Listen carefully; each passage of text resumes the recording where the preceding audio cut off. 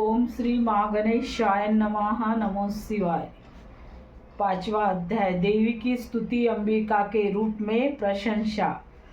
कृषि ने आगे कहना प्रारंभ किया। प्राचीन काल में शुभ और निशंभु नाम का महाबलवान दानों ने बल मत से गर्वित होकर इंद्रासन को अपने अधीनस्थ कर दिया। उस दानों ने सूर्य, चंद्र, कुबेर, यम, वरुण आदि सभी देवताओं के अधिकारों को छीन लिया। उन दोनों ने अग्नि और वायु को भी अपदस्थ कर दिया, अर्थात उन दोनों भाइयों ने संपूर्ण स्वर्गलोकों को हस्तगत कर वहां से देवों को खदेड़ दिया। उन दोनों राक्षसों से पराजित तथा अपमानित होकर सभी देवों ने अपराजिता देवी का ध्यान किया। पूर्व काल में जगदम्बा द्वारा देवों को वर प्राप्त था कि जब भी उन पर किसी प्रकार का संकट उपस्थित होगा तभी देवी की आराधना द्वारा उसका संकट दूर हो जाएगा। ऐसा सोचकर सभी देवता हिमालय पर्वत पर जाकर भगवती विष्णु माया की स्तुति करने लगे। देवताओं ने कहा, हे देवी को नमस्कार किया। महादेवी शिवा को हम सभी का प्रणाम है। प्रकृति और भद्रा को नमस्कार है। हम लोग नियम पूर्वक जगत जननी जगदम्बा की वंदना करते हैं। रुद्रा, नित्या, गौरी और दात्री देवी को मेरा बारंबार नमस्कार है। जो तस्न्यामयी, चंद्र रूपिणी तथा सुख स्वरूपिणी देवी को मेरी सतत वंदना है। शरणा पात्रों के लिए कल्याणमयी, बुद्धि करी एवं सिद्धि स्वरूपिणी देवी को हम सबको लोग बार बार प्रणाम करते हैं। नए कृति दानवों की लक्ष्मी, राजाओं की लक्ष्मी तथा सर्वाणी स्वरूपिणी जगदम्बा को हम सब नतमस्तक होकर अभिवादन करते। दुर्गा, संकट हारिणी, सारभूता, सर्वकारिणी, व्याख्याति, कृष्णा और धूम्रा देवी को मेरा सदैव नमस्कार। अत्यंत सौम्या एवं अत्यंत रुद्रा देवी को हम सब 100 बार नमस्कार करते हैं। संपूर्ण प्राणियों में विष्णु माया के नाम से अभिहित देवी की मैं सतत वंदना करता हूँ। समस्त जीवों के चेतना नाम से युक्त देवी का मैं अभिवादन करता हूँ। सभी प्राणियों में बुद्धि रूप में से अवस्थित देवी को मेरा प्रणाम है। समस्त जीवों में निद्रा रूप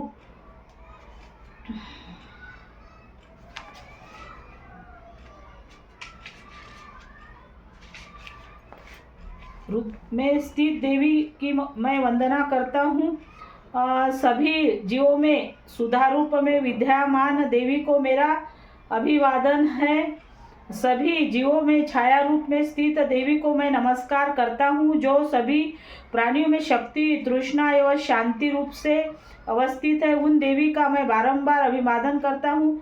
सभी जीवों में जाति तथा लज्जा रूप में विद्यमान रहने वाली देवी को मैं नमस्कार करता हूँ। सभी जीवधारियों में शांति, श्रद्धा एवं कांति रूप में अवस्थित देवी को मैं नमस्कार करता हूँ।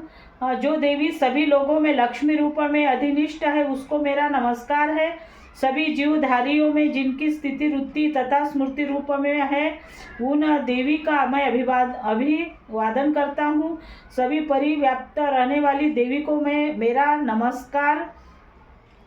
इस सृष्टि में जितनी स्थित मातृ तथा भ्रांति रूप में है, उन देवी को मैं मेरा प्रणाम है। सभी प्राणियों में व्याप्त इंद्रियों की अधिष्ठात्री देवी को मैं नमस्कार करता हूँ। जिनकी व्याप्ति इस सृष्टि में चैतन्य रूप से है, उन देवी को मेरा नमस्कार है। प्राचीन काल में अपनी इष्ट सिद्धि के लिए देवों की जितनी स्तुति की थी तथा चिरकाल तथा देवराज इंद्र ने जिनका सेवन किया, वह कल्याण दात्री ईश्वरी हमारा हित एवं मंगल करे तथा हम पर आई हुई युक्तियों का निवारण करे। इस समय दैत्यों के अनाचार से पीड़ित होकर हम सभी देवता जिन परमेश्वरी को प्रणाम करते हैं तथा जो व्यक्तियों द्वारा श्रद्धाविंत होकर श्रवण करने से उनके समस्त संकटों का निवारण करती है। वे ही जगदम्बा मेरे कष्टों को भी दूर करे। इनके बाद कृषि ने कहा, हे राजन, देवताओं द्वारा जिस समय वहाँ स्तुति पाठ हो रहा था उसी समय पार्वती जी ने भी वहाँ गंगा स्नानार्थ पदार्पण किया था। मनोहारी मुकुटी से युक्त उन भगवती पार्वती ने देवताओं से पूछा, आप लोग यहाँ पर किसका स्तुति गान कर रहे हैं? तब उन्हीं के शरीर कोश से निर्गत शिवा देवी ने उत्तर दिया, ये सभी देव युद्ध में शुंभ निशुंभ नामक दैत्यों से अपमानित या पराजित होकर मेरी स्तुति कर रहे हैं। पार्वती जी के शरीर कोश से ही अंबिका देवी की उत्पत्ति हुई थी, इसलिए वे त्रैलोक्य में कौशिकी नाम से संबोधित की जाती है। कौशिकी की उत्पत्ति के बाद पार्वती जी के शरीर का रंग काला पड़ गया, इसलिए वे हिमालय पर निवास करने वाली कालिका देवी के नाम से प्रसिद्ध हुई। तदंतर शुभ निशंभु के अनुचन चंड मुंड ने आकर परम मुग्धकारिणी रूप वाली अंबिका देवी को देखा। देवी का अवलोकन करने के बाद उन्होंने शुभ नित्य से शुंभ दैत्य से जाकर कहा, महाराज ने हिमालय पर्वत पर एक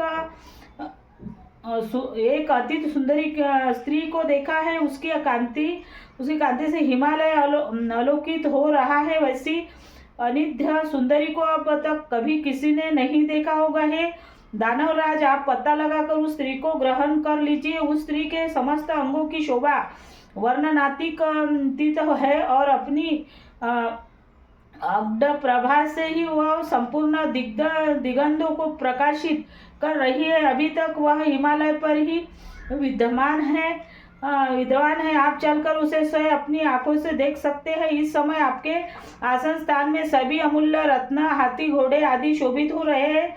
अपने इंद्र से ऐरावत पारिजात ऋष्य व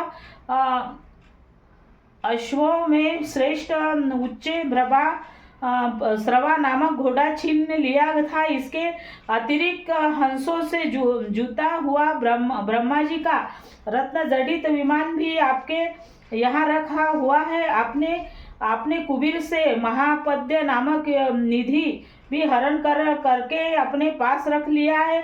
समुद्र के केशरों से सुगंधित अपना किंज लिखनी नामक माला आपके हाथों सहर्ष समर्पित कर दी है, जिसके कमल सदैव हरे भरे बने रहते हैं। वरुण देव का सोना बरसाने वाला छाता भी आपके घर की शोभा बढ़ा रहा है तथा प्राजापति का उत्तम रथ भी आपके अधिकार में ही है। असुर राज मृत्यु की क्रांतिदा नामक शक्ति भी आपके उपलब्ध कर ली है। वरुण का पाश तथा समुद्र गर्भ के अनेक रत्न आपके छोटे भाई निशंभु के पास है। अग्निदेव ने 2 दिव्य वस्त्र आपको स्वयं अर्पित कर रहे हैं। हे दैत्यराज, इस प्रकार आपने संपूर्ण रत्नों का संग्रह कर रखा है, फिर आप स्त्रियों के रत्न रूपी देवी को ही क्यों कर छोड़ रहा है?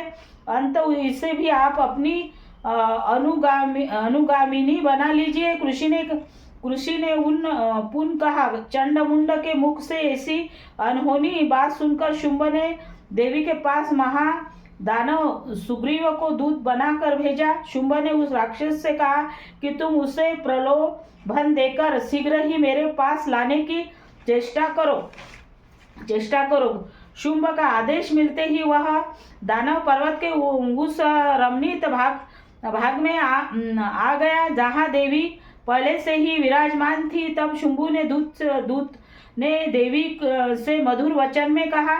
दूत ने देवी से कहना प्रारंभ किया, हे देवी, इस समय दैत्यराज शुंभ ही इस त्रैलोक्य के एकमात्र अधिपति है। उन्हीं का भेजा हुआ मैं के रूप में तुम्हारे सन्मुख का उपस्थित हुआ हूँ। सभी देवगण उसकी आज्ञा का पालन बिना प्रतिरोध करते आए हैं। कोई भी उसका आदेश नहीं टाल सकता है। उन्होंने संपूर्ण देवों पर विजय प्राप्त किया। तुम्हारे लिए उन्होंने जो संदेह मुझसे कहलवाया उसे तुम ध्यान से देकर सुनो। दानवराज ने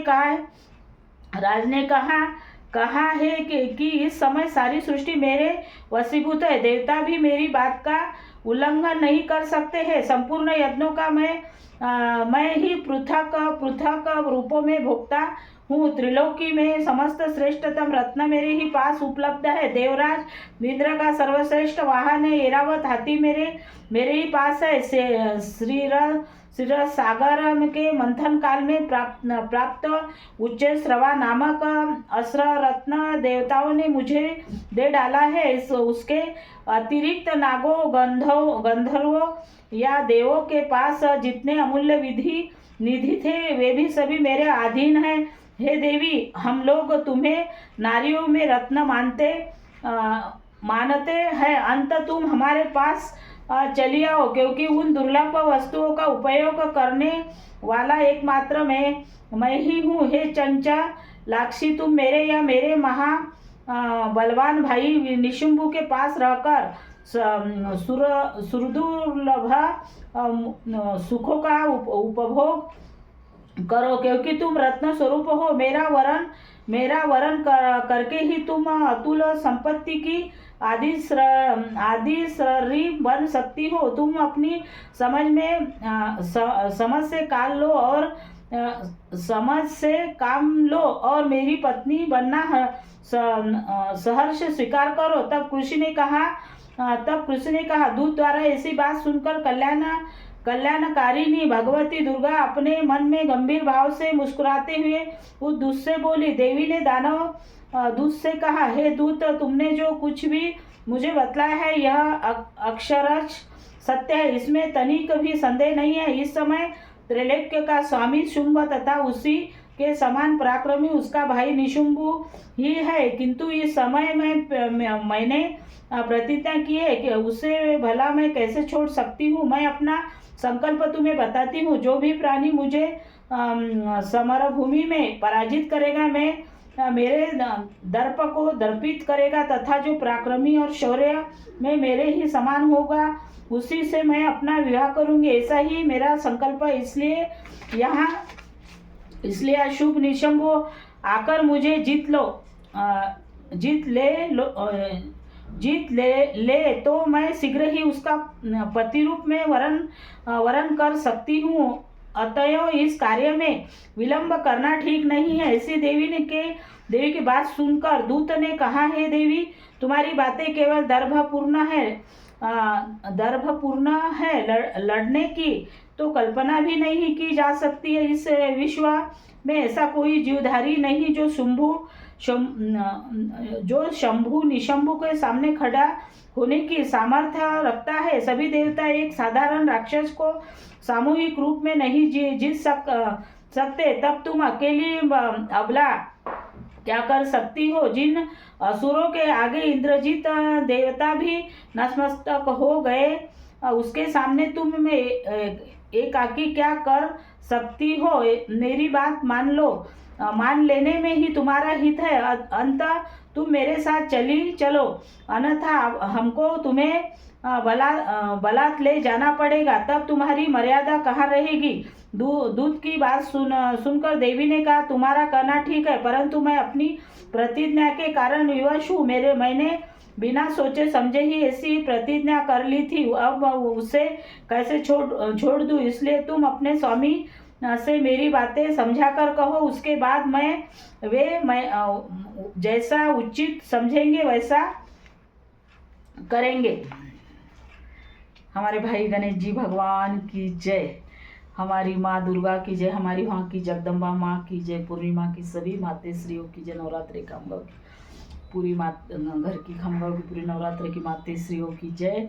हमारी कुल देवता जी माता भैरव जी की जय, महाकालेश्वर बाबा की जय, गणेश जी माँ, लक्ष्मी माँ, सरस्वती माँ की जय, अखंड दीपकों की जय, खाटू श्याम, पृथ्वी माँ, भारत माँ, सूर्य देवा, चंद्रमा, गिरधर, तुलसा माँ, आप सभी की जय। आप सभी को हमारे बच्चों का प्रणाम है। आप सभी की जय जयकार है। हमसे और बच्चों से अगर कुछ भी गलती होती हो तो हमारे भाई, हमारी माँ, हमारे प्रभु माफ करना। राधे राधे।